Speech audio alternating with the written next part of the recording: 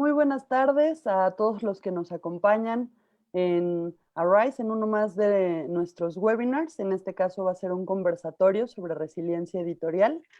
Y tengo el honor de estar con puros grandes maestros a quienes voy a presentarles.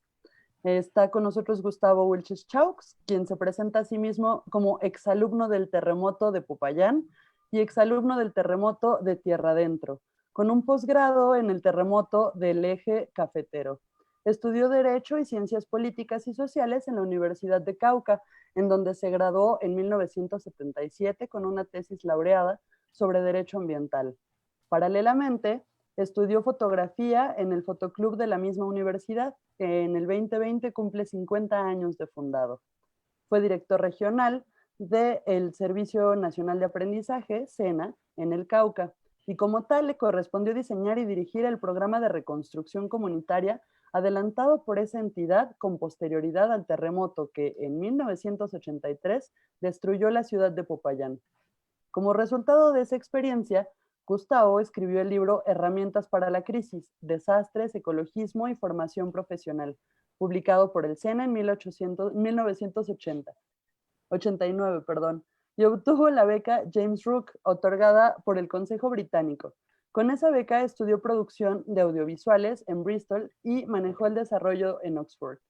Entre 1994 y 96 dirigió la corporación NASA Kiwe, creada por el Gobierno Nacional para acompañar a comunidades y a los ecosistemas afectados por el terremoto de Tierra Adentro. El análisis de esa experiencia se encuentra en el libro En el borde del caos, que publicó Gustavo con el apoyo del Fondo Nacional Ambiental y de la Fundación para la Comunicación Popular, FUNCOP, Cauca, y publicado por la Casa Pensar de la Universidad Javeriana en el año 2000. Wilches Chaux también fue el primer director del Ecofondo, dirigió la Fundación para la Comunicación FUNCOP Cauca en Popayán y es uno de los miembros fundadores de la Red de Estudios Sociales sobre Desastres en América Latina.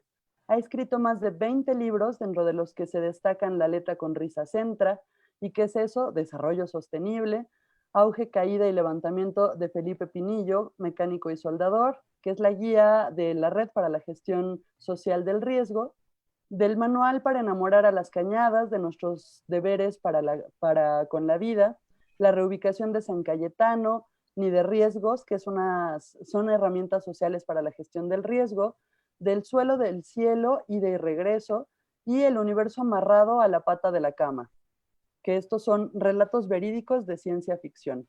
También lo pueden seguir en Twitter a través de @WilchesChaux. Actualmente trabaja como consultor independiente, profesor de la Facultad de Ciencias Sociales y Humanidades de la Universidad Externado de Colombia y es escritor. También es profesor investigador de la Fundación Universitaria de Popayán, Facultad de Arquitectura, especialización en gestión del riesgo de desastres.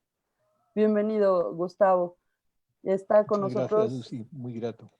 Está con nosotros también Miguel Ángel Navarrete Gutiérrez, que es heredero de la tradición tlacuila, espero haberlo dicho bien, de quienes se sabe son los tenedores de la tinta negra y roja y los papeles.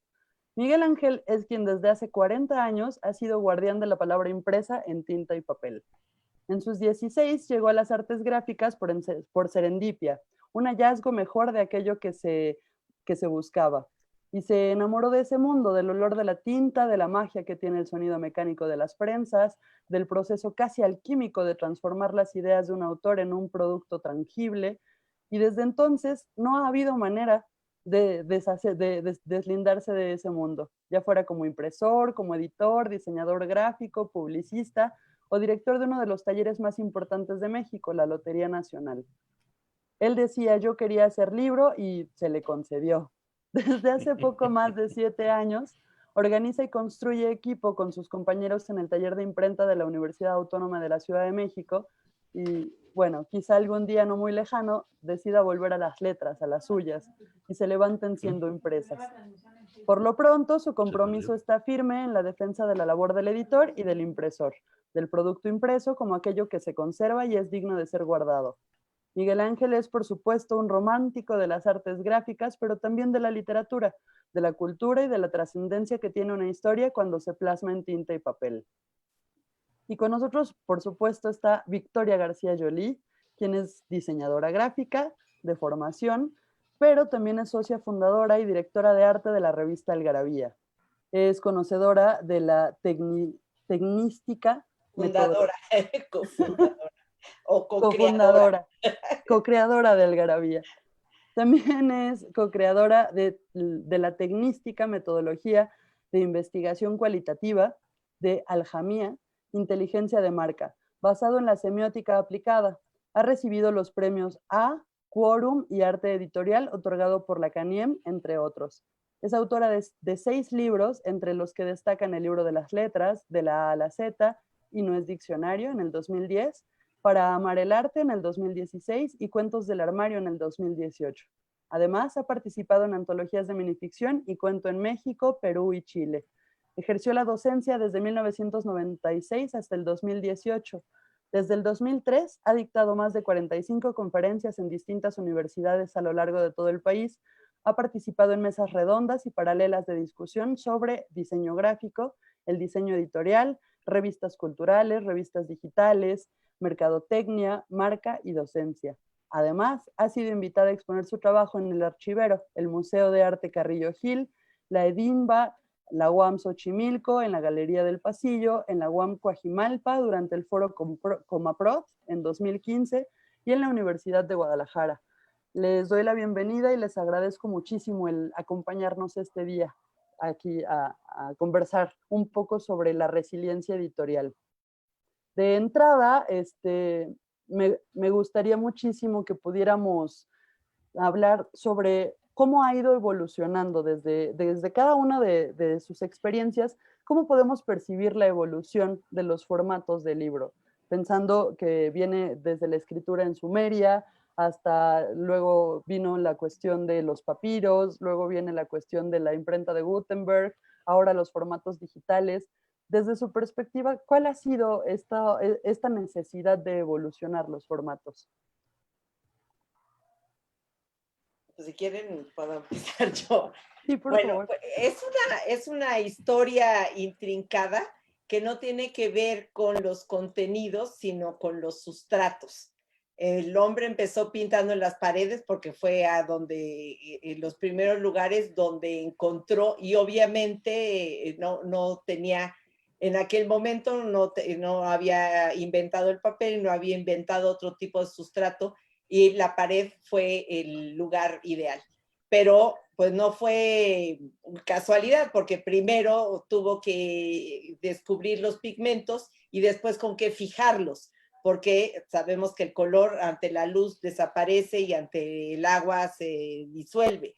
Entonces primero fue un químico y después fue pintor, digamos, y empezó con la escritura ahí. Y con el tiempo se transformó y fue a dar a Pieles o fue a dar a una de las bibliotecas más antiguas, que son las tablillas de terracota, de la escritura cuneiforme, donde está el código de Hammurabi, etcétera, etcétera. Y ya hasta la época de los egipcios fueron encontrando el papiro, y entonces ahí la necesidad, pues estaba el conocimiento, digo yo, que estaba enrollado.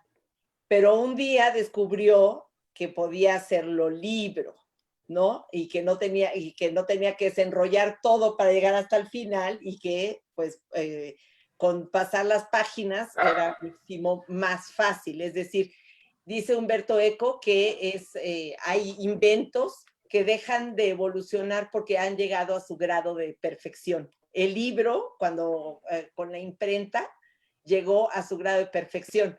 Podemos hacerlos de muchos estilos, ¿no? Con pasta dura, con pasta suave, con un papel más bonito, con muchas tintas, con una sola tinta, hacerlo con tipos movibles o hacerlo con formación electrónica, pero al final de cuentas son las páginas impresas condensadas en un tomo.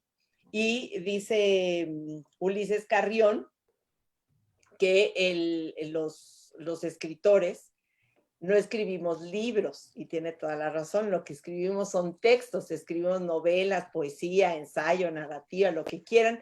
No hacemos libros. Los libros son los objetos que contienen esos textos, y es lo mejor.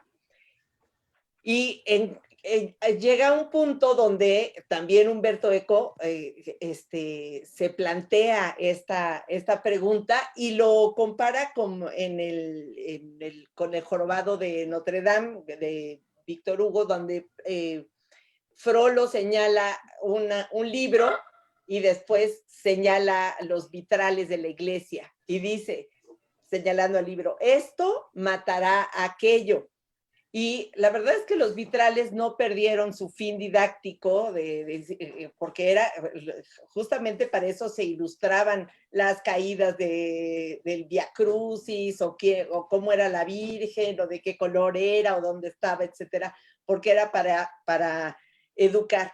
Y el libro terminó teniendo eso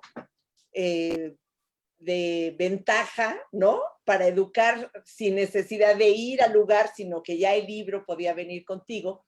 Y el digital, pues, terminó siendo ahora, hoy, un formato, porque es donde estamos nosotros, pero el texto ahí sigue, las novelas las vamos a seguir escribiendo con las mismas estructuras y no depende de si lo vamos a leer en papel o en el formato digital. Ahora, con la edad que nos cargamos aquí todos los presentes, seguramente ustedes compartirán conmigo que hemos visto a lo largo de la historia que estamos en la prehistoria de lo digital y en pañales de lo electrónico.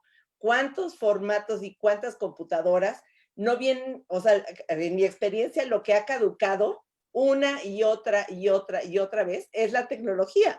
Ya no puedo usar mi computadora, el libro que estaba en un SideQuest, ya ni el lector ni existe, había libros que tenías en 17 discos porque por supuesto no tenían la capacidad, ya cuando querías copiarlos ya no se pudo, etcétera. Entonces apenas estamos asistiendo al principio de esto. Puede ser que en un futuro, y ya no muy lejano, porque sí, ya llevamos muchos años con la parte digital, pero todavía está en la perfección y todavía tenemos que encontrar cómo hacer que esos archivos no caduquen, porque yo ya no puedo ver mi tesis, escribí 2 y ya no la puedo ver porque se quedaron en una, imagínate, era el WordStar en una PC que metías un disco, el otro, etcétera, y menos mal que un día le imprimí y quedó el impreso. Y en Algarabía, pues bueno, ya van 3 veces que se descompone el servidor y bendito Dios tenemos las revistas impresas donde hemos podido volver a capturar los textos y no se ha perdido todo, porque la tecnología ya nos ha fallado. Y por el otro lado siempre va a estar el romanticismo, digo yo, del que le gusta leer en papel y del que, como yo, que odia leer en la computadora o en el iPad porque pues, me lloran los ojos, me canso, de por sí estoy disléxica y luego con la pantalla brillando, pues es el caos total. Entonces, todavía son como muchas cosas encontradas y yo creo que no hay una respuesta ni final, ni única, ni estandarizada, porque cada quien habla de la feria como le va en ella. Así es. Dentro de todo esto, por ejemplo, a Miguel Ángel, tú llevas 40 años dentro de la industria. ¿Cómo podrías decir, más los que nos faltan? ¿Cómo podrías decir esperemos. Sí, que no hay... tengo otros planes por lo pronto, pero más que continuar, entonces. Perdón, únicamente aquí quizá abundando un poquito con los argumentos que nos mostraba Victoria y de su experiencia con el tema, me gustaría abundar un poquito acerca de esto, y es que tiene que ver justamente con lo que ella termina diciendo, que es la preservación justamente de los contenidos, de lo que se escribe en realidad, que son los textos, las ideas, la poesía, la narrativa que se pueda estar haciendo. Lo perdimos. Perdimos un Yo poco. de la base, como yo hizo. Miguel Ángel, creo que estamos teniendo problemas con tu transmisión.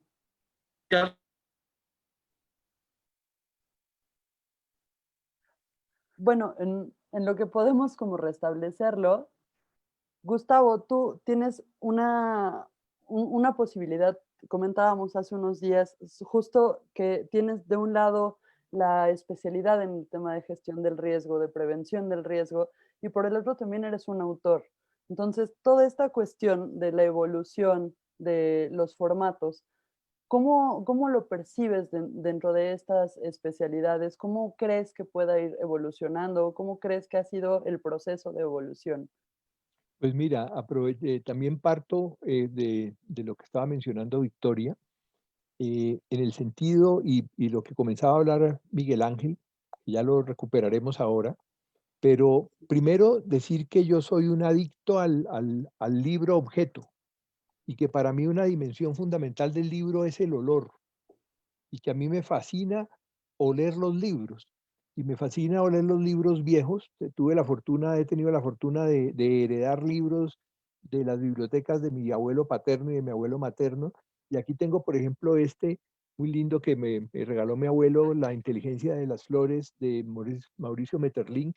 Yo te mandé porque me invitaron no sé si hace poco o hace mucho, porque ya perdí la noción del tiempo ahora, pero a escribir un prólogo para una edición colombiana de La inteligencia y las flores, y yo lo hice, por supuesto, refiriéndome a esto.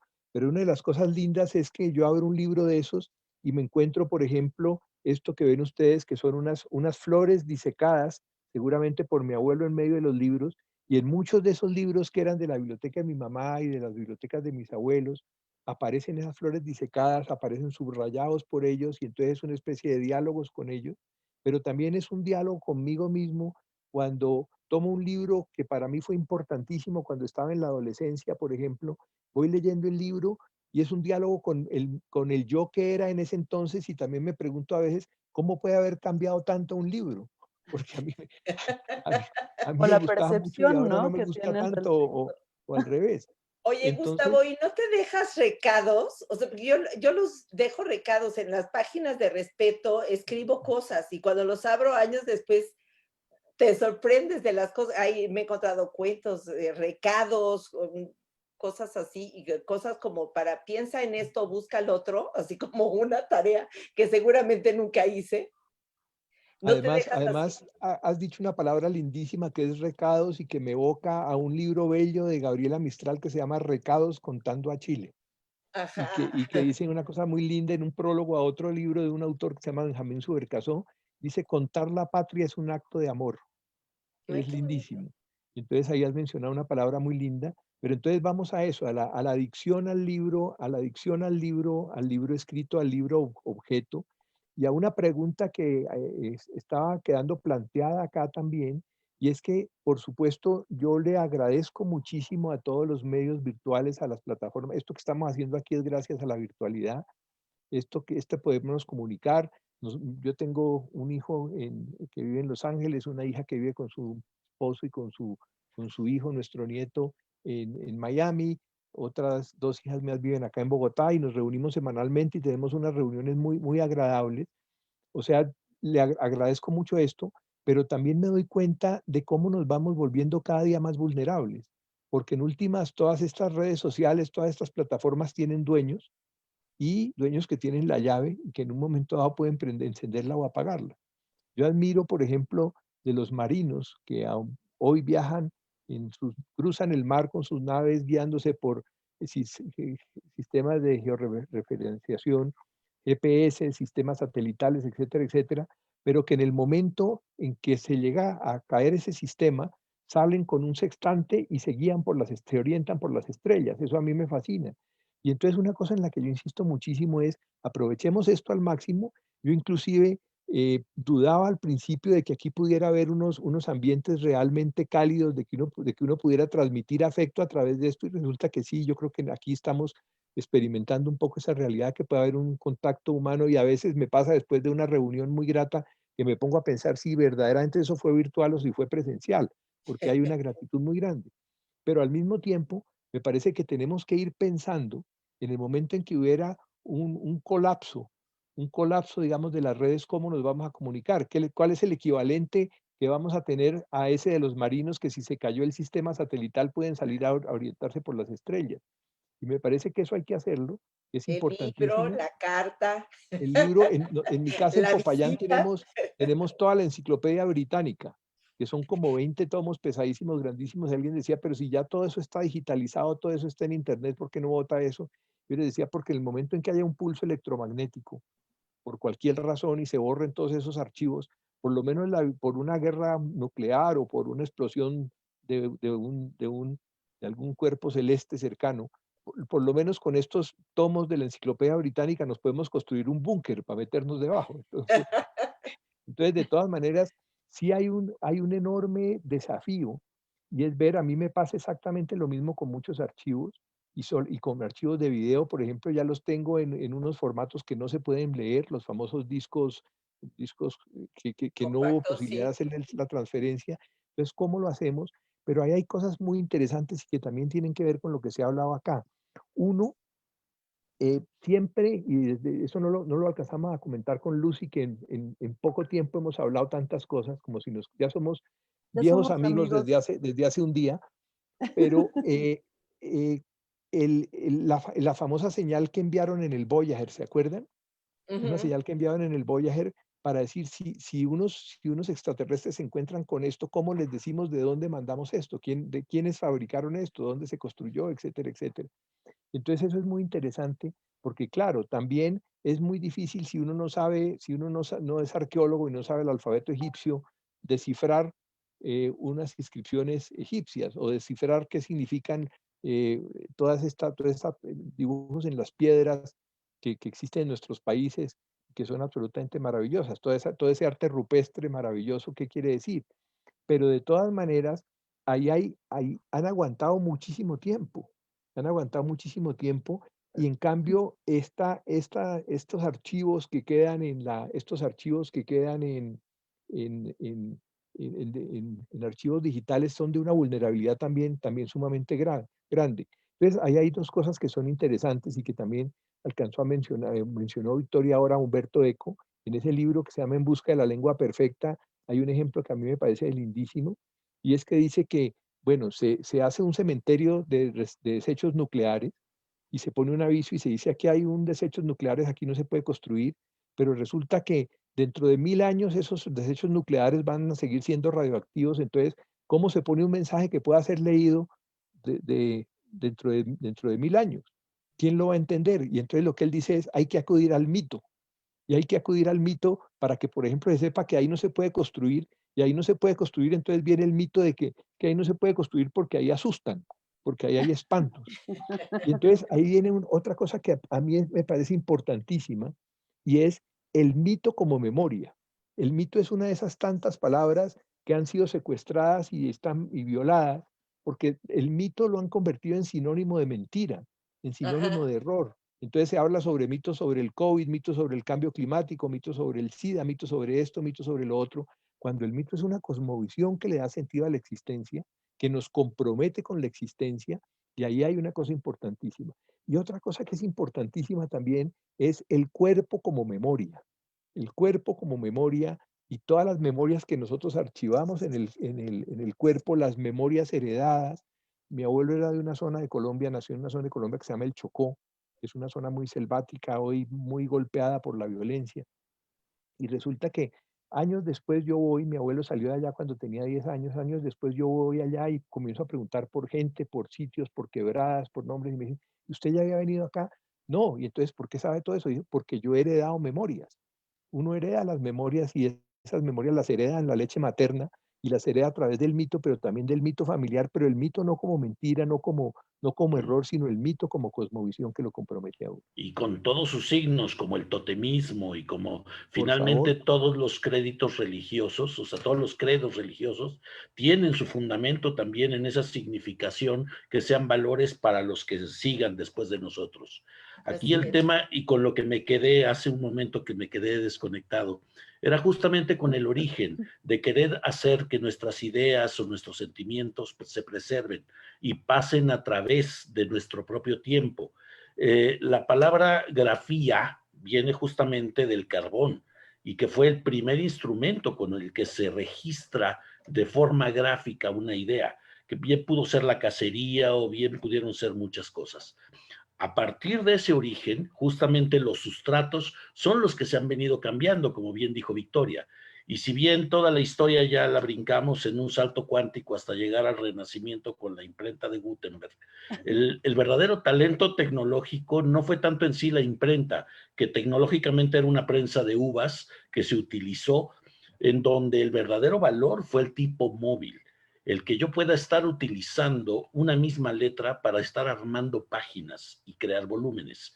Esto para darle la vuelta a los libros escritos a mano, que hasta ese momento todos eran escritos a mano, llamados incunables, y bueno, teníamos, tanto se ha hablado aquí de Humberto Eco, tenemos un gran ejemplo en El nombre de la rosa, en donde tenemos el scriptorium de todos estos monjes haciendo la escriba de lo que uno nos dicta, y además preservamos el conocimiento en una torre que se vuelve un laberinto, cosa simbólicamente muy bella, en donde al conocimiento hay que saberle entrar, pero también hay que saber salirse de él, porque finalmente uno se puede perder dentro de todo este conocimiento. Pero dentro de las vulnerabilidades que bien nos mostraba Gustavo, pues está justamente con El nombre de la rosa, pues en el gran incendio que se da de esa biblioteca. Entonces, en este punto lo que sí yo reconozco que es un valor tecnológico, como un avance que va sin retorno, esto es, va teniendo un efecto de trinquete en la parte cultural en sus avances, esto es, lo que vamos ganando ya no lo retrocedemos, es justamente en la democratización que se logra. En el sistema cuneiforme o en los sistemas de códices, que por eso yo me digo a mí mismo heredero de la tradición tlacuila, que eran los pintores de códices, pues finalmente lo que se hace es que quien escribe es el que lo preserva porque es el único que lo sabe leer e interpretar. Y el tema de la imprenta justamente lo que nos ofrece es la democratización. A partir de la imprenta también se extiende la posibilidad de que se aprenda a leer y escribir por parte de todo el mundo. Y esto es un valor importante que tenemos que reconocer. Hoy en día, dentro de toda la evolución que a mí me toca aprender del hacer los libros, justamente está el tema de que me decían, tú en tu romance de los papeles y las tintas, ¿no te sientes amenazado por los formatos electrónicos? Y yo hacía la broma de que no, que finalmente la escoba nunca se sintió amedrentada por la aspiradora. Llegaron a coexistir justamente en la posibilidad de que cada quien tiene su posibilidad. Yo sí creo que la preservación... Perdóname un comentario de pie de página, además, pero tú nunca has visto una bruja volando en aspiradora. Por supuesto que no, no tienen esa posibilidad. Y serían como unas escobas jet, en todo caso. Pero también evolucionan. Sí, también evolucionan. Son de reacción a chorro las brujas. Porque van muy rápido. Exactamente. No se ven. Aquí el tema sí creo yo que donde se preserva justamente es en la multiplicación de los formatos. Esto es, entre más formatos tengamos, logramos que se preserve de mejor manera.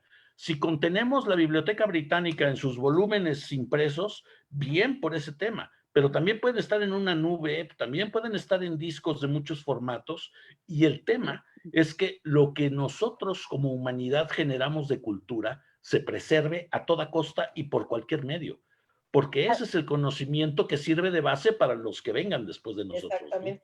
Al respecto, de hecho, en redes estamos teniendo como un gran auge de un detalle muy particular que los tres tocaron de diferente manera. Hablaba, por ejemplo, Gustavo sobre las notas que se encontraba, hablaba justo Victoria de cómo uno va dejándose recaditos para el futuro, y hablabas ahorita de cómo uno va preservando estas memorias. Bueno, en las redes sociales hay un tema que les preocupa muchísimo de los libros, los olores. ¿Qué pasa con los olores del libro? Y les pregunto esto de qué pasa con los olores, porque si bien no es lo mismo leer un libro que me heredó mi madre, a un libro que me heredó mi bisabuelo, a uno que puedo comprar mañana en la librería, los olores cambian. Pero el libro digital no nos da esa oportunidad, ¿no? Entonces, ¿qué habría ahí con el tema de los olores? ¿Ustedes creen que hay algo que se gane a cambio de eso, de los olores? No, yo creo que la experiencia del libro objeto es multisensorial, ¿eh? No solamente son los olores, es el tacto, es la sensación que tengo de que su autor me lo firma, de que tengo una primera edición, o sea, es un montón de elementos, no solamente el olor, ¿no? Me ocurre, o sea, yo me envicié justamente por los sentidos de la primera imprenta que yo pisé. Entonces, bueno, Algarabía tiene más que mucho que decir acerca de esto, ¿no? Bueno, primero hay que entender que el papel es un sustrato orgánico y vivo, de alguna manera. Por eso el papel envejece y se amarillenta y si no lo cuidas bien se deteriora, y también tienes enemigos como la humedad, el agua y la polilla, etcétera. Entonces, la luz misma, sí. también hay que saberlo cuidar, porque también tiene sus enemigos. Por supuesto, el fuego puede ser el más devastador, puede ser la polilla. Y en ese sentido, por supuesto, como dice Miguel Ángel, pues te llena todos los sentidos. Los nuevos huelen a tinta, ¿no? Y aquí que llega una revista nueva cada mes, pues siempre huele a tinta. A mí no me gusta cómo huele la tinta, y hay gente que le fascina. Y huele el libro antes de abrirlo, primero le da una olfateada. Y hay gente como yo que me gusta la textura del papel, y lo primero que hago es acariciarlos.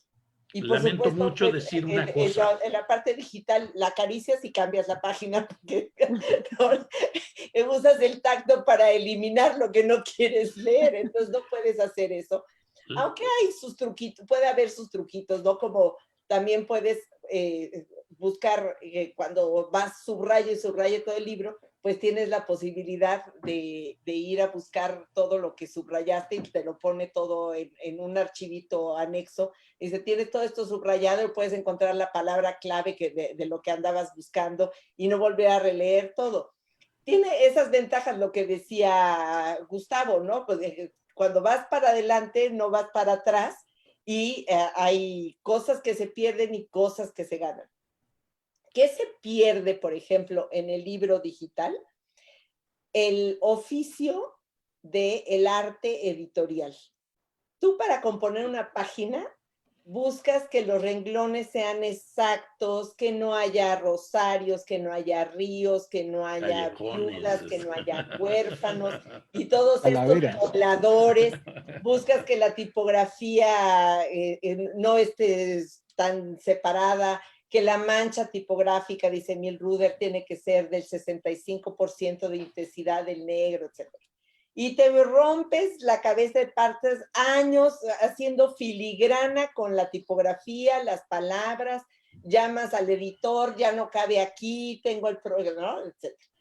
Y ese es el rigor editorial, además. Y viene el lector y le cambia el fondo de color, le cambia la tipografía, le cambia el tamaño y hace unos huecos, viudas, huérfanos, cortes, y deja las páginas horrendas. Eso es el antiarte editorial. Y una maravilla, Victoria, aparte, perdón, como nota, perdón, Victoria, el rigor editorial, que bien lo decías ahora, como el diseño editorial, eso ya pasó además por una corrección de estilo previa, y que ahora en la autoedición nos brincamos todo eso. Entonces, además de los callejones huérfanos y demás, tienes a que aparecen faltas de ortografía, por ejemplo. Exactamente.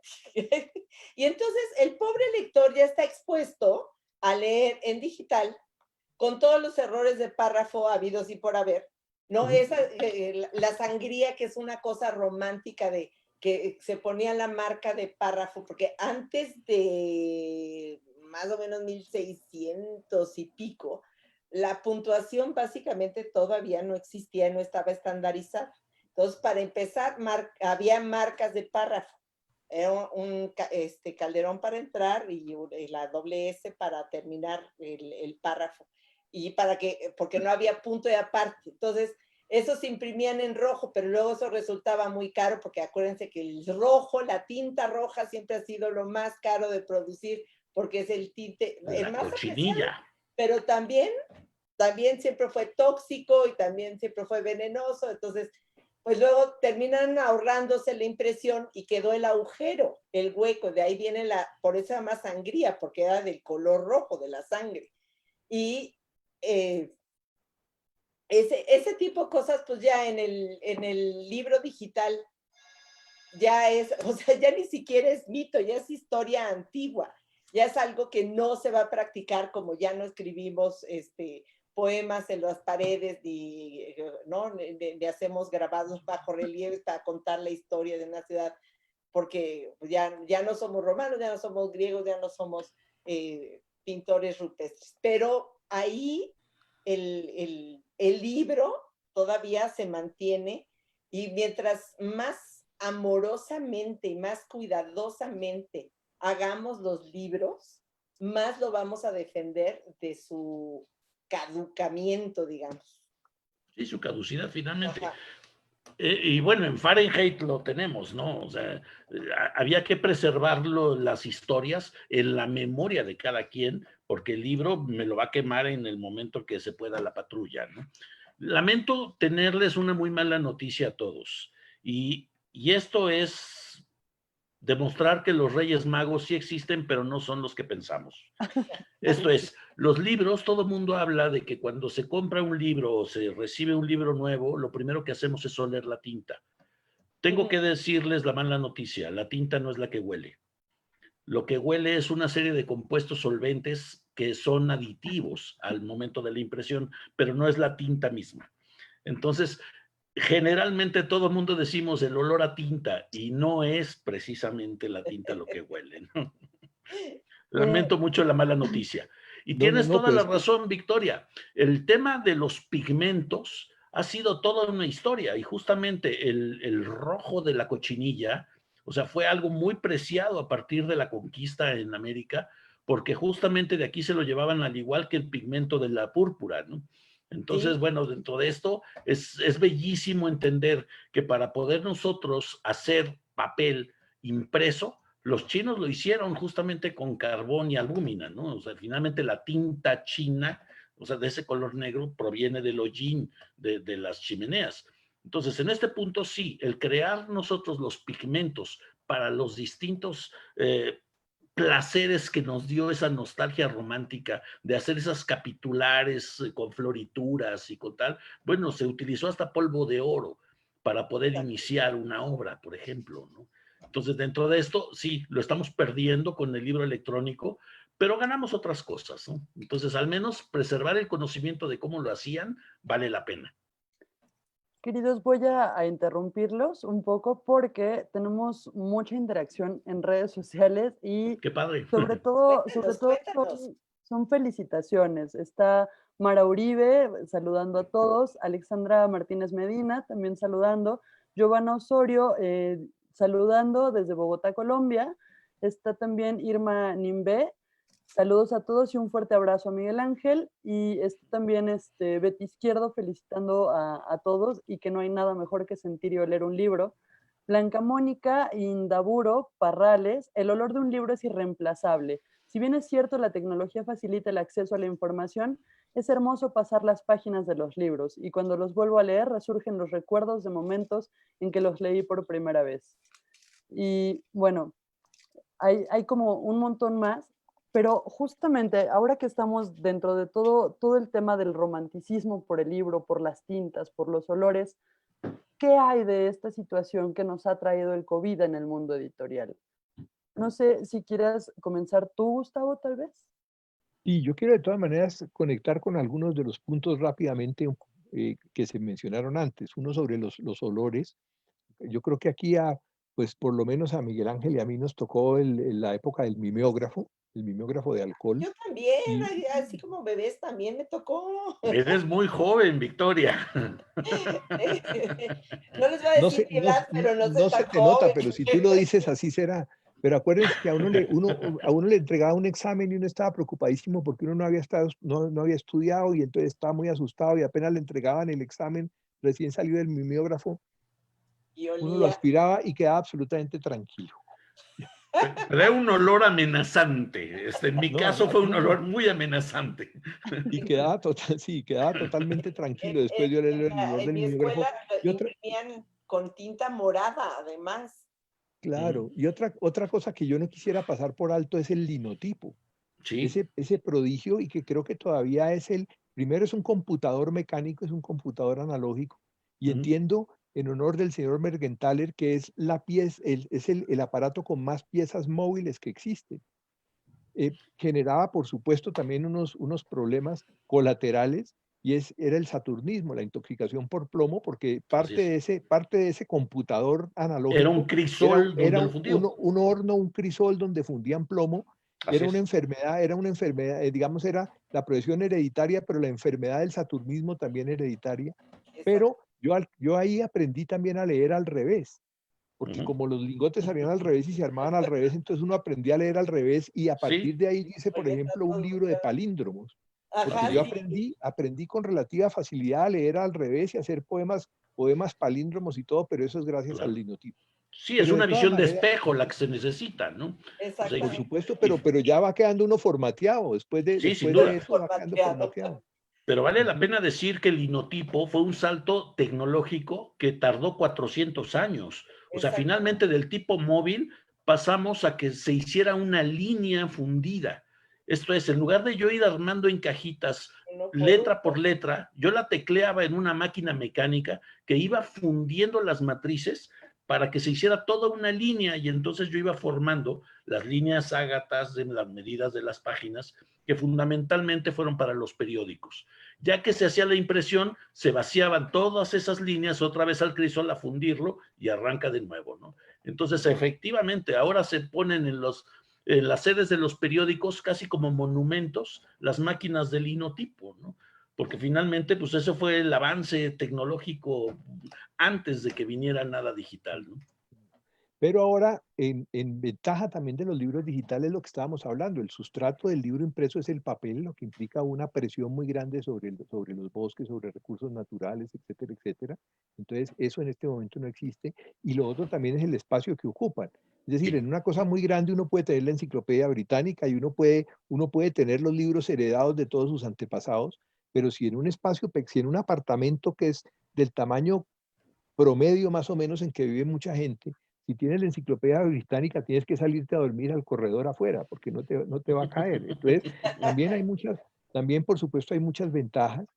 Y la pregunta, a mí me queda mucho, no me queda fácil, y lo decía Victoria también ahora, leer en formato digital, pero, pero para gente joven es muy común y cuando mi nieto que hoy tiene 6 años, pero hace unos 4 años, en donde ellos viven hay muchas especies silvestres, mucha vegetación, etcétera. Y un día la mamá, mi hija, lo llama y le dice, venga, venga a ver esto. Y era un cucarroncito pequeño que estaba allá. Y entonces él mira el cucarrón y sale corriendo, vuelve con la tablet y entonces, y en la tablet le mostraba al cucarrón, mira, tú estás aquí. Y tú estás aquí era porque había bajado de la tablet wow, un libro de cucarrones. Y se lo mostraba. Yo wow. le decía a mi hija, por favor, que la meta de la vida de ustedes sea que él nunca pierda la capacidad de hablar con los cucarrones, porque eso es una de las cosas que también Exactamente, nos va pasando.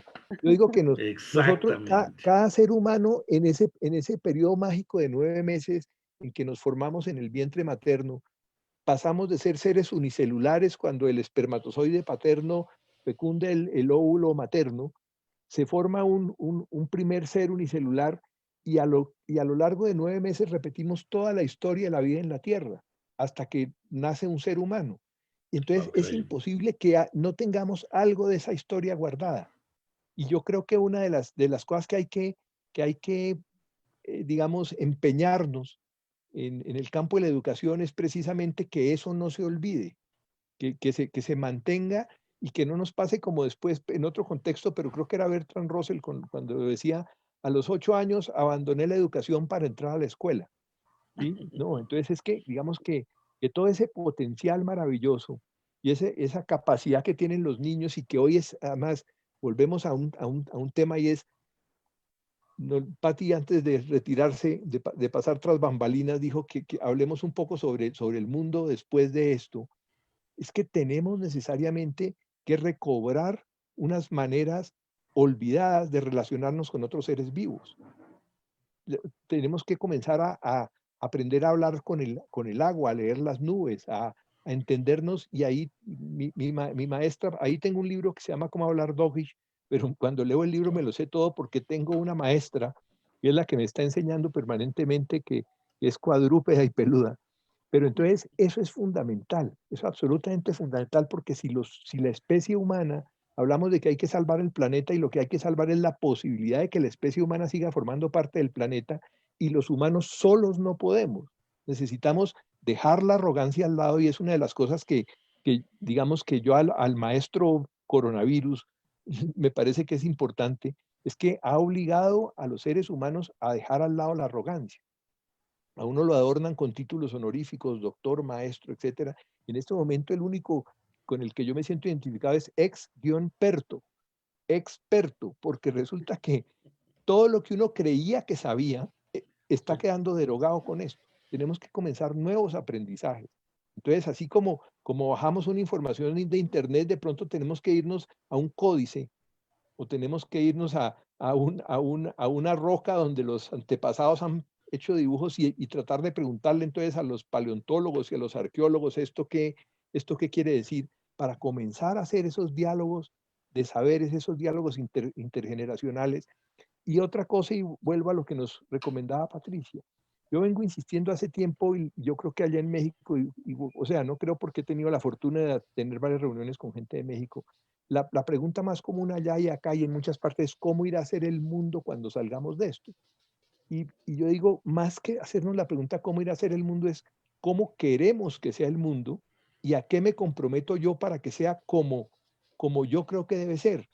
Y las esporas de ese mundo posible están en nuestros países, están en cada territorio de México, en cada territorio de Colombia. Hay experiencias donde muchísimas comunidades han basado su concepción del desarrollo desde antes del COVID en establecer alianzas con los microorganismos del suelo, en aprender a leer las nubes, en relacionarse con el vecino, no solamente a través digamos, del intercambio material de las mercancías, sino a través del trueque, donde valores como la equidad, la identidad, la solidaridad, la reciprocidad son tan importantes.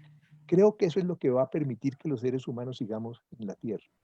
Y Y combatir bienvenido. finalmente el tema económico, porque si no el glifosato nos va a perjudicar tanto a ustedes como a nosotros. Pero ya estamos en eso, ya estamos en eso. Exactamente. Patricia nos decía que siempre, cuando nos planteó esto, que veíamos que todo el mundo teníamos como muy planeado, muy previsto el futuro, y esto vino a trastocarlo, y yo lo que quisiera, y yo creo que mucha gente, no como tener una bola de cristal exactamente para saber hacia dónde construir lo nuevo que vamos a construir. Yo creo que lo que ahorita, en este momento, sabemos, yo creo que todo el mundo sabe que nunca va a volver a ser nada como era antes. Y hay cosas que Afortunadamente. tenemos la espera, afortunadamente por un lado, y por otro lado, no sé, porque todos tenemos la esperanza de volver a reunirnos, a comer con los amigos, a visitar el museo, a ir a un concierto, estas cosas que hacemos como grupos sociales cuando nos despegamos justamente de las pantallas y esperamos que poder retomarlo. Pero también esperamos poder conservar cosas que aprendimos ahora o que estamos aprendiendo, que son estos contactos. Estas herramientas de videoconferencias existen desde 2003 y hasta este año tuvieron el auge porque no las usábamos. Y eso es resiliencia, finalmente, ¿no? Lejos, ¿no? Tú siempre viviste en Colombia, tú siempre estuviste del otro lado de la ciudad y luego pasaban los días y los meses y no nos hemos visto porque nada más no hay manera de coincidir. Y ahora esto ha ayudado. Entonces, igual que con lo que estábamos diciendo del libro y lo que estabas diciendo, Miguel Ángel, hay que conservar, qué bueno que tenemos muchos dispositivos porque así lo vamos a poder conservar. Yo creo que también esta transformación nos va a permitir rescatar realmente las cosas que son valiosas y conservar lo que estamos encontrando de valioso en este momento. Lo que siento yo, y eso ya es, si lo veo desde el punto de vista económico, desde el punto de vista de la editorial, de Algarabía, es una gran incertidumbre. O sea, sale carísimo imprimir el papel. Sabemos que tenemos nuestros lectores y que ahí están, pero igual no todos salen. La distribución de las revistas y de los libros, este año no tuvimos ferias, ¿no? Y todas han sido de manera virtual. Y la verdad es que tú cuando vas a la feria dispuesto a ver qué se te pega, ¿no? Y entonces vas viendo los pasillos y te metes y te llama la atención uno, no sé qué, no sé cuántos, y sales con tu bolsita de libros, porque ibas dispuesto a que algo se te pegara. De manera virtual, o sea, te metes y ¿cuánto tiempo quieres que aguante una persona visitando una feria virtual para decidir comprar un libro digital? Eso es otro mundo y todavía no me lo puedo ni explicar. O sea, a mí no se me antoja. Yo no esperaría ser la única a la que no se le antoje y esperar que todos los asistentes que normalmente van a una feria sí lo hagan y sí se les vaya a pegar libros y nos vaya a favorecer económicamente. Entonces, como todo eso es incierto y yo creo que como Gustavo, como Miguel Ángel y Lucy, también sé que es así, que todos somos amantes del libro impreso. Los amantes del libro impreso queremos seguir en nuestro formato y los consumidores de lo digital son otros consumidores. La experiencia que veo desde el punto de vista de la editorial es que ese público digitalizado es otro público, quizá uno que ya nació con la tablet y le hace hacia el dedito desde que era chiquitito y todavía son muy jóvenes, pero siento que es otro público, tiene una resistencia o poca resistencia pues a las informaciones largas, haces un video de 8 minutos y es como si los pusieras a ver a Tarkovsky 4 horas, etcétera, porque no, o sea, no tienen resistencia, se distraen con facilidad. Claro, esto es tan multifacético y tiene tantísimos estímulos, todas las redes sociales y todo lo que pasa en lo digital, que claro, 8 minutos es una eternidad. Puedes haber visto 80,000 cosas más en vez de 8 minutos, un solo video. Y esos son que son videos. Imagínate que se pongan a leer, ¿no? 4 o 5 horas para acabar una novela como El Palinuro de México de Fernando del Paso, que es de 1000 páginas, ¿no? Pues por supuesto, ya es pedir demasiado.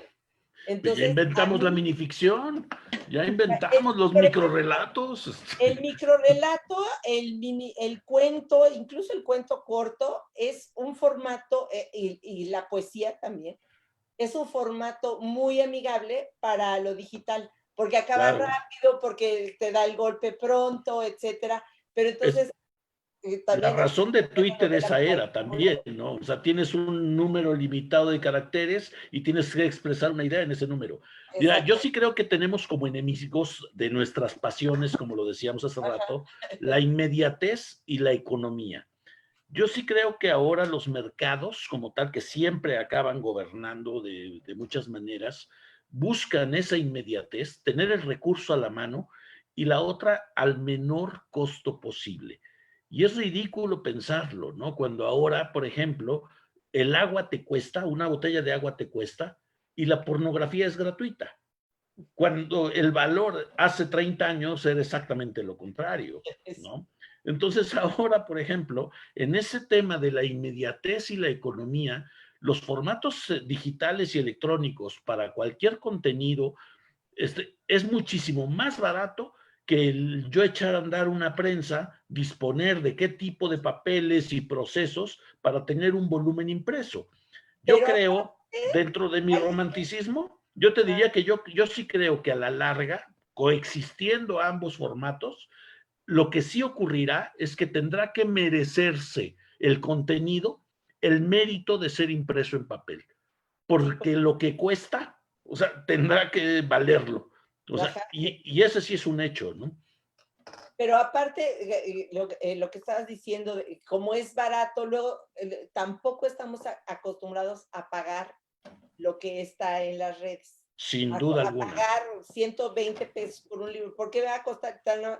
Es un archivo, porque de todos modos se corrigió, de todos modos se editó, de todos, o sea, y tener los fierros y los aparatos para editarlo, pues todo cuesta. Sí, Entonces claro. también tenemos que generar la cultura de comprar las cosas, aunque sea digital, aunque no sea tangible. También hubo un trabajo detrás de toda la oferta digital. Videos, minificción, libro, ebook, entregado ya sea en la plataforma directo o entregado en tu correo. Cualquier formato digital implicó el trabajo de una serie de personas y la necesidad de una serie de aparatos y tecnología para llevártelo. Entonces, absolutamente cierto. que todo es gratis y tenemos que aprender a pagar el trabajo, aunque sea digital. Sí, sí, no, sin duda alguna. Hay un comentario justo por toda esta cuestión de reaprender de Irma Nimbe, que dice, desaprender lo aprendido para aprender nuevamente y rescatar algo de lo anterior y comenzar un universo diferente. Resiliencia será en lo editorial, en el libro y así en todo. Y nos dice Alexandra Martínez Medina, pienso que los grandes retos que existen están, por supuesto, en la promoción de la lectura, por un lado, pero también en el tema de las nuevas modalidades de distribución y mercadotecnia para llegar a nuestros públicos. Entonces, ahí, ¿cómo podríamos justamente abordar esta evolución? ¿Cuál sería el siguiente paso? Porque es como muy idílico poder decir que se trata justamente de reeducarnos y reaprender, pero ¿cómo podemos dar ese primer paso?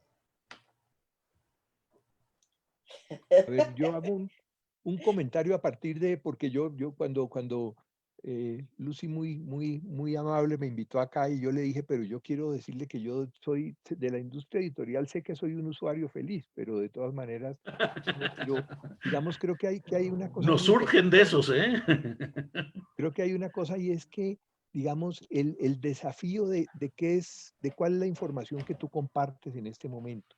Y comienzo con una curiosidad. Yo soy muy activo en Twitter y creo que hago buenos tweets, pero mi aprendizaje para eso fue haciendo pies de fotos para libros impresos, con un colega de ustedes que se llama Benjamín Villegas, de Villegas Editores, que hace unos libros bellísimos de Colombia. Y tuve la fortuna de que además es el editor del libro El universo amarrado de la pata y la cama, lo publicó. Pero entonces yo le hacía pies de fotos donde tú cuentas con un espacio limitado, con un tamaño limitado y tienes que contar una historia en ese espacio y yo creo que eso fue fundamental para eso. Pero también me doy cuenta de algo. Y antes de que comenzara esto de la pandemia, el único contacto quizá que yo había tenido con el tema de la epidemiología era hablando con un amigo epidemiólogo y yo le decía, estoy convencido de que el odio es una pandemia que se distribuye a través de las redes sociales Wow. y llega a tener todas las características de una epidemia gravísima y a partir de pequeñas cosas.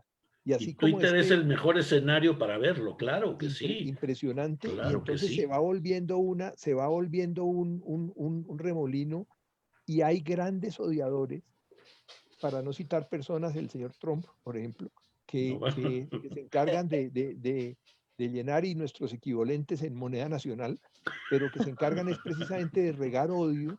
Y yo me acuerdo una vez después de que hubo un atentado acá en un centro comercial en Colombia. Yo soy un admirador de los que ustedes llaman sopilotes, nosotros llamamos los gallinazos o los chulos.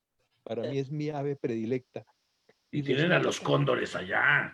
bueno, ese es el gran, pero lo que pasa es que los chulos más o menos conviven con uno, mientras que si uno ve un cóndor, pues es una cosa majestuosa Es una que epifanía ver un cóndor. una Me epifanía tocó. total. Sí. Pero resulta que yo me acuerdo que la palabra que más circuló en Twitter en ese momento era carroñeros. Wow, sí. Entonces todo el mundo acusaba a todo el mundo de carroñero y yo puse una foto de un sopilote amigo y decía, Claro. los carroñeros o catártidos limpiamos y ayudamos a sanar el ambiente, no nos compares con los que lo llenan de dolor y de odio. Y un tocayo Wow. mío, un Claro. Gustavo, me escribe y me Bien. dice, los carroñeros son ustedes, hijos de puta, no sé qué. Y entonces yo decía, bueno, ya quedé vengado porque ni siquiera tuvo la capacidad de leer 2 renglones completos. Exactamente. Pero entonces, muchas veces el odio se repite a partir de, y ese es uno de los problemas también que tienen lo de los medios digitales, y uno lo ve mucho en Twitter. Digamos, bienvenida la posibilidad de transmitir muchas ideas, de sembrar unas esporas de esperanza, esporas de vida, esporas de todo este tipo de, digamos, de lo que necesitamos para poder seguir en la tierra, pero al mismo tiempo sorprende la falta de concentración que se va generando, porque hay gente que ya mejor dicho, un tweet tiene un número limitado de caracteres y ya después del primer renglón ya perdieron la concentración y ya comienzan a insultar a partir nomás de eso. Entonces, eso son cosas bien Sí, alarmantes claro. y yo creo que el volver a aprender a leer es una Ujú. cosa absolutamente fundamental. Y por supuesto el volver a aprender a escribir. Cuando se Claro. hablaba ahora de los correctores, el defenderse de los correctores automáticos. Ah, Sí. sí, los incorrectores, los Que vaya qué incorrectores. travesuras hacen de Por pronto. favor, y lo ponen a uno a decir unas cosas absolutamente Yo terribles. tengo, yo Parecen, Sí. tengo un mal que no sé cómo fue que mis hijos hace 1000 años, por latosos, me programaron en el teléfono que cuando escribo la interjección A-H, escribe en automático que la chingada. Entonces, pero Ahí aparte, se va más o menos, escribo, ¿no? o sea, escribo, ya me di cuenta, ¿no? Y cuando lo mandas es cuando aparece que la chingada. Entonces, a cada rato mando esta expresión innecesaria Es un homenaje a Octavio Paz, hombre. pero, pues, no, bueno, a todos los mexicanos, pues, si somos más mal hablados, dice el laberinto de la soledad, que el mexicano solo usa malas palabras cuando no es dueño de sí mismo. Digo, pues entonces nunca somos dueños. Si nos oyera cómo hablamos ahora, yo nunca soy dueña de mí misma. No nos dieron la factura de nosotros, entonces, pero bueno, volviendo un poco a lo que yo quería comentar, es que también me doy cuenta de, por ejemplo, el efecto tranquilizador que tienen las fotos de las aves, que tienen las Sí, fotos de naturaleza, las fotos de las nubes, y cómo a mí me emociona muchísimo. Entonces yo, por ejemplo, veo que hay un, en estos días aviso, oiga, salgan que está ya en este momentico Antualito, que es un término extinto, pero que yo lo uso porque en mi casa usamos todavía muchas palabras extintas. Antualito, Antualitos, asómense que al lado de la luna están Júpiter y Saturno y muestro y la gente sale y me mandan fotos, unas bonitas, otras ingenuas, pero me fascina eso y me doy mi cuenta mamá hace lo de mismo. la función social que cumplen los fotógrafos de aves, los fotógrafos de naturaleza, los fotógrafos de cosas lindas, que no están negando la gravedad de la crisis, pero que están mostrando, digamos, unas fuentes de esperanza y son que nos alternativas más, ¿no? Para sabernos alternativas humanos. más. Eso y el Exactamente. arte. Y que nos Sí, permite, no, es claro. que es el arte fundamental, el arte es la salvación absoluta, en todas sus expresiones. Hablábamos ahora, digamos, que se ha perdido la pintura rupestre, pero de las formas de arte más geniales que existen son los grafitis. Sí. Y hay unos grafiteros absolutamente maravillosos. Por Voy a supuesto. citar nomás dos porque no nos alargamos mucho. En el cementerio de Bogotá, en los muros, hay un letrero que decía, a levantarse vagos, que la tierra es para el que la trabaja. ¡Ole! Y otro era en el Hospital Psiquiátrico San Isidro de Cali, que había un letrero afuera que decía, aquí el cliente nunca tiene la razón. O sea, es una capacidad de condensar en esa forma de arte rupestre maravilloso que es el Sí, graffiti, genial. una Sí, no, sabiduría y bueno. una filosofía entera. Y es Aquí en curioso, ¿no? años hubo un graffiti que decía, fúmate un churro y pinta un muro. Y estuvo años que nadie lo borraba. El asunto es que nada más se fumaban los churros, pero ya no pintaban los muros. Entonces, ese fue el problema. Era A las afueras de extramuros. Bogotá, en la zona de La Calera, hay una finca muy bella que yo visité, en donde hoy actualmente se dedican a preservar las distintas especies de colibrís que hay en esa zona. Y son cerca de 16 especies de colibrís. Y resulta que ya se volvió un santuario y se hace llamar así el Observatorio de Colibrís. Y justamente ha sido un sitio ya de un turismo tan distinto, de ir a regocijarse de la presencia de esas aves magníficas. Y entonces tienen ahí en la guardiana de este santuario, pues todo un criterio justamente de esto que estamos hablando, de la sensibilidad de la naturaleza y de la preservación de ello mismo, ¿no? Entonces yo Y, celebro que lo compartamos. descubrirlo en una charla que se llama sobre los antídotos contra la estupidez. Entonces, que me han invitado dos veces a participar en una cosa que se llama Diálogo sobre la estupidez. Yo mencionaba como un hito cuando Akenatón resolvió decir que en ese momento había 2000 dioses en el cielo egipcio. Decía, solamente hay un dios verdadero que es Ra, el sol. Yo estaría de acuerdo en eso, pero dijo además, y el único representante de ese Dios en la tierra soy yo. O sea, cualquier cosa con ese Wow. Dios tiene que ser a través mío. Creó lo que en Colombia llamamos el clientelismo, no sé cómo lo llaman en México. También, Y eso, Se y eso parece. significó, y eso significó la caída de Akenatón. Pero una de las cosas que a uno ayuda, y lo digo por el barrio, yo tengo la fortuna de vivir cerca de la Vía La Calera, precisamente, donde hay una vegetación linda, donde aparecen una cantidad de aves y toda la cosa. Y todos los días en mi vuelta por la mañana a la manzana o al plátano, más bien por la topografía, yo tomo fotos, y entonces la gente y la comparto en un chat de vecinos. ¿Y eso dónde lo tomó? Ahí a la vuelta de su casa. Sí, Y sí, entonces sí. comienza uno realmente a recuperar el vínculo directo con lo sagrado sin tener que Sí, pasar por Akenatón y sin encontrar duda. lo que yo llamo la berraquera de la vida, que es un término muy Órale, colombiano, es pero muy lo traduzco colombiano. en the brave stubbornness of life, Chévere, chévere expresión. chévere, la valiente terquedad de la vida es eso, es decir, cómo la gente comienza a ver cómo contra toda evidencia, contra toda posibilidad, hay especies que donde se abre una grieta en un poste comienza a aparecer una rama, comienza a aparecer un Bellísimo, helecho, y cómo bellísimo. también hay seres humanos que son expresiones de la berraquera de la vida. Así ¿Sí? es. Me Entonces, permitiría platicar una anécdota y justamente por esta zona de La Calera, yo recibía de pronto imágenes, fotografías que me compartía un afecto de allá. Y en una alambrada de púas que estaba marcando un lindero dentro de un camino de terracería, estaban puestas florecitas en cada una de las púas de este alambre de púas. Entonces, en realidad, los alambres de púas eran guirnaldas.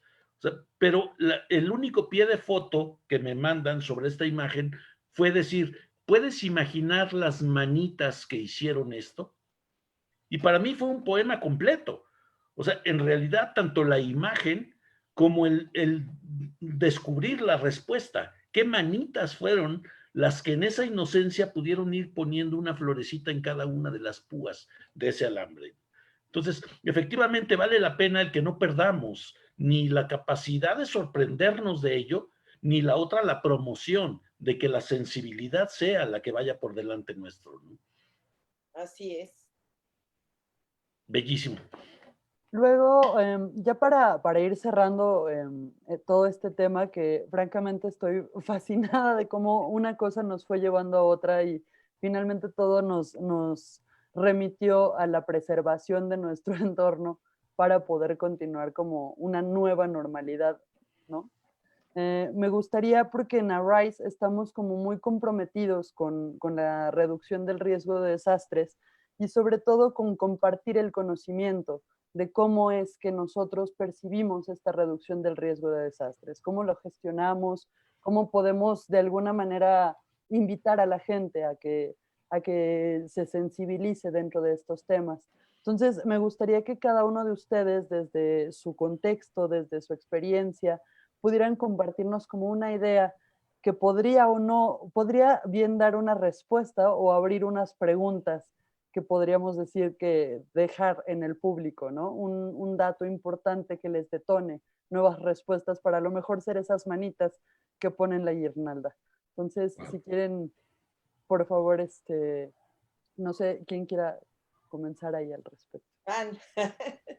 Porque yo creo que estoy del otro lado de la prevención del desastre.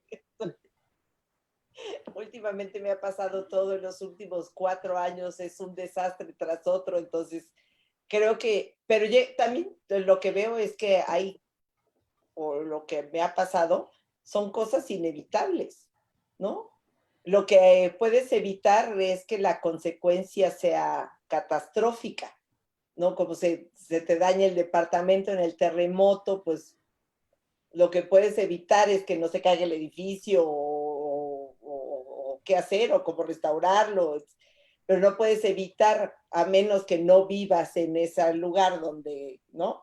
Pero si vivo allí, donde siempre tiemble, donde siempre, pues ese desastre no lo puedes evitar, lo que puedes evitar es la consecuencia catastrófica, puede ser, ¿no? Ahora con el COVID perdí a mi papá hace un mes exactamente, hoy cumple un mes, entonces pues se pudo haber evitado siempre y cuando una serie de circunstancias no se hubieran dado, pero se dieron, ¿no? y entonces se queda uno, o yo por lo menos me quedo un poco muda ante esta pregunta. Yo creo que si hay una serie de indicaciones que nos dicen cómo cuidarnos, pues nunca está de más seguir todas esas indicaciones, ser observador de lo que acontece alrededor para cuidarnos por nuestro propio medio, con nuestras propias herramientas, ¿no? No exponernos, o si estás en medio de algo que ya no puedes evitar, como te digo, que perdí mi departamento en el terremoto de hace 3 años, pues cómo evitar para que sea una cosa catastrófica, ¿no? Para que esa cosa inevitable no acabe con tu vida, con tu economía, con tu proyecto de vida, pues siempre va a haber una serie de circunstancias que te pueden afectar, pero el chiste siempre es salir bien parado y hacia adelante de cualquier circunstancia adversa. ¿Cómo evitarlas? Ahora sí yo ya no sé. A eso sí me quedo callada. Pero mira, hay digamos, esto daría para muchísimos conversatorios, Sí. pero frente, por ejemplo, a lo que nos acaba de contar Victoria, una vez hay una ciudad que ustedes saben, es Medellín, donde hay unas zonas donde han sido muy violentas y ahora desafortunadamente es en muchas partes de Colombia, pero en general, yo creo que allá en México también les enseñaban lo que le enseñaban a uno en el colegio, que eran las obras de misericordia. Entonces eran consolar al triste, vestir al desnudo, enseñarle al que no sabe. Y yo insisto en una que no estaba en esa lista, pero es enseñarle al que ya sabe, pero que no sabe que sabe. Y entonces, una vez en Medellín, en un sitio que se llama la Escuela de Laderas, que está en uno de los sitios donde han estado las comunidades sometidas a más violencia de todas las fuentes y de todos los tipos, llego yo me habían invitado a hacer una conversación sobre resiliencia. Y entonces comienzo yo a preguntarle a la gente, bueno, vamos a presentarnos. Y entonces, sí señora, ¿y usted quién es? Entonces me dijo, yo soy sobreviviente de la masacre del Aro, que es fue una masacre absolutamente terrible que hubo acá en Colombia. Y resulta que, digo, señora, ¿y yo qué le puedo enseñar a usted sobre resiliencia? Usted puede que nunca haya oído hablar de esa palabra, pero abra usted su mochila y yo prendo la lámpara del celular y buscamos todo lo que usted sabe para que usted reconozca que usted es una experta en eso. Tú nos estás contando una lista de cosas que son durísimas, pero aquí está.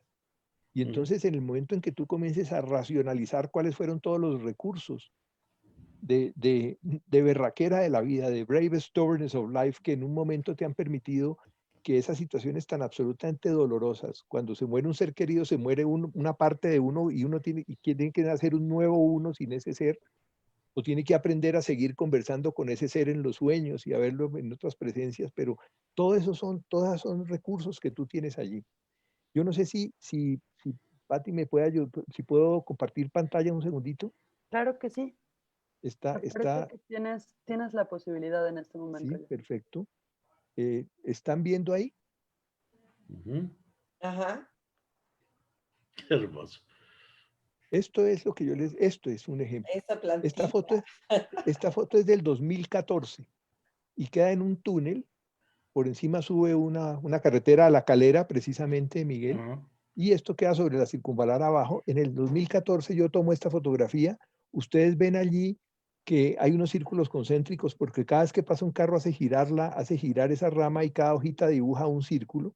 Y pues a mí me parecía admirable, miren de dónde nace, la luz le llega indirectamente. Efectivamente, del otro lado del muro hay más vegetación, pero esta tiene que atravesar el muro para poder salir acá esta rama.